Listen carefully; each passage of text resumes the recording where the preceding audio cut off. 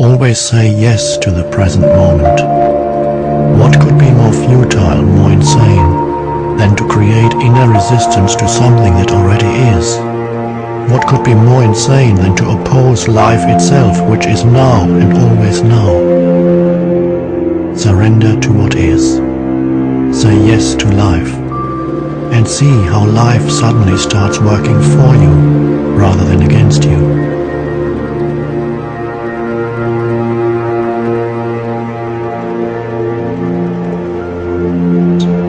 Controlled focus is like a laser beam that we can use to break through anything that seems to be stopping us. It is as it is. Accept, then act. People will pass away, but principles never will. Principles live on forever.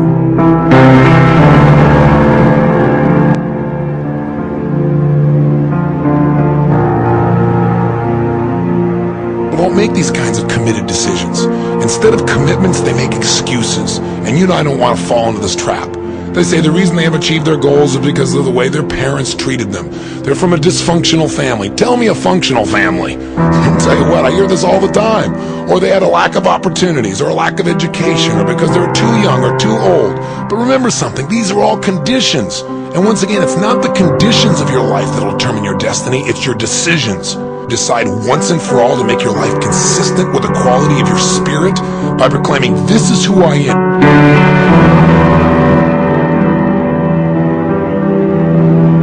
The principle will remain constant. It will always apply. You see, principles are universal. They are natural laws. They are also self-evident, self-validating. They are changeless. They ultimately govern. Values don't govern. Principles ultimately govern. The key is to align our values, our habits, our behavior with principles. And when they are so aligned, you could almost use the words values and principles interchangeably.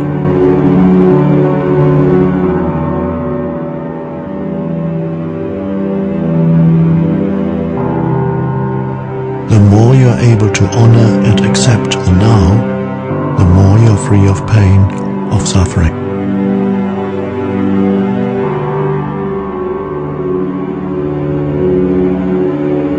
The highest value of all is to choose your attitude in situations over which you have no control.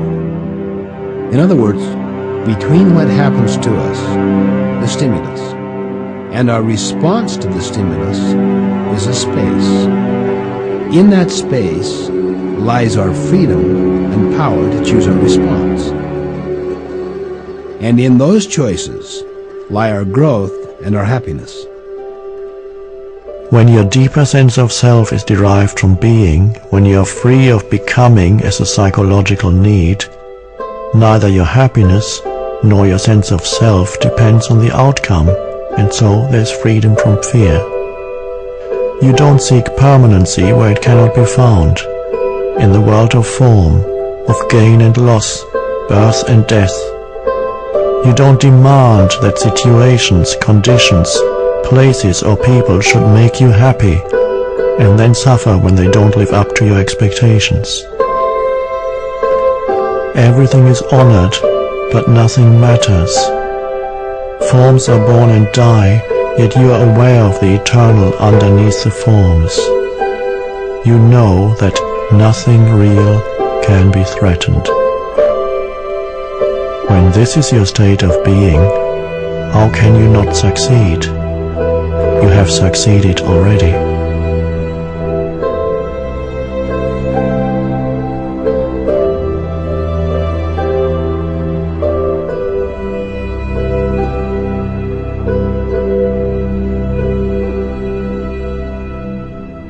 The belief that becomes truth for me is that which allows me the best use of my strength, the best means of putting my virtues into action. Andre Gide. It is the mind that maketh good of ill, that maketh wretch of happy, rich or poor. Edmund Spencer. in partying, very few things change, but out of pondering, you come up with key distinctions that cause you to grow like crazy. Ask and you shall receive. If you say, how come I can never lose weight? You're asking a pretty lousy question. You're going to get a lousy answer to solve that problem. So how come I can never lose weight? You basically said you'll never will lose weight. Your brain will say, well, how come you can never lose weight? It's simple. It's because you're a big, right? You know, your brain's going to start cracking up. If you say, how come I can't turn things around? Your brain will come up with answers because you're not smart. You can't figure it out. You're not good enough. A great way to solve problems is to ask a better quality of question. Ask yourself, how can I turn this around? How can I utilize this situation? What have I already learned from this? What could I learn from this if I really wanted to? What is the advantage of this situation if I look at it in another context? And what's actually funny about this? So if you ask yourself that question enough, you may come up with an answer. Or maybe a question like, will this problem even matter 10 years from now? See, questions can help you to change the way you feel and therefore the way you deal with problems. And questions are the source of answers. If you want to solve problems and you haven't solved one, you haven't asked the right question yet. Keep changing the questions you ask until you come up with a question that makes sense, one that'll make you feel better, but also one that'll get you to act in a way that creates a solution. I think what a problem is a lesson begging to be learned, begging to be utilized so that we can become more. All that a man achieves and all that he fails to achieve is the direct result of his own thoughts. In a justly ordered universe where loss of equipoise would mean total destruction, individual responsibility must be absolute. A man's weakness and strength, purity and impurity, are his own and not another man's. They are brought about by himself and not by another, and they can only be altered by himself and not by another. His condition is also his own and not another man's. His sufferings and his happiness are evolved from within. As he thinks, so is he. As he continues to think, so he remains.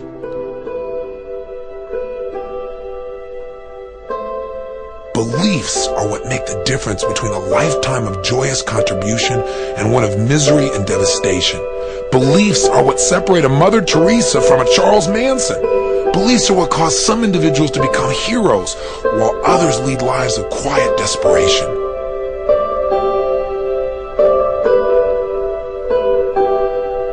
Whatever the present moment contains, accept it as if you had chosen it. Always work with it, not against it. Make it your friend and ally, not your enemy. This will miraculously transform your whole life.